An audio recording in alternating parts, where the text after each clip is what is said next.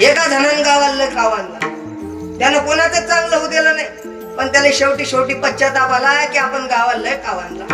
त्यानं शेवटी गावाची भेट घेतली, म्हणे गळ्यो माय काही आता जास्त दिवस राहिले नाही, पण पश्चाताप वाटून राहिला.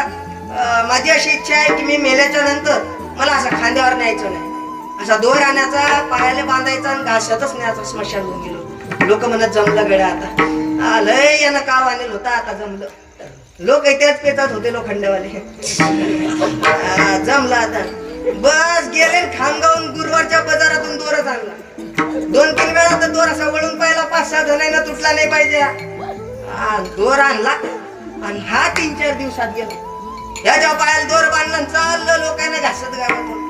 तेवढ्यात पोलीस लोकांची गाडी आली, सारं गाव जेलात टाकलं, सारं गाव जेलात. आणि लोक एकामेकाला काय राम भाऊ हे कसं काय झालं, सगळे टेन्शन मध्ये. तेवढ्यात ते पोलीस अधिकारी आला. लोक म्हणत साहेब एक विचारून, हा विचारा हे झालं कसं काय, आम्हाला ताळाला मेळ नाही लागून राहिला. साहेब म्हणत 2 दिवसा अगोदर माझ्याकडे येऊन गेला आणि आम्हाला सांगितलं हे सारं गाव मला मारायला उठे रे, मला जर काय झालं तर याला सर्वस्वी जबाबदार गाव राहायचं.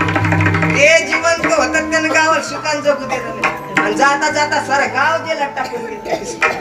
काही नमुनेच लय भारी.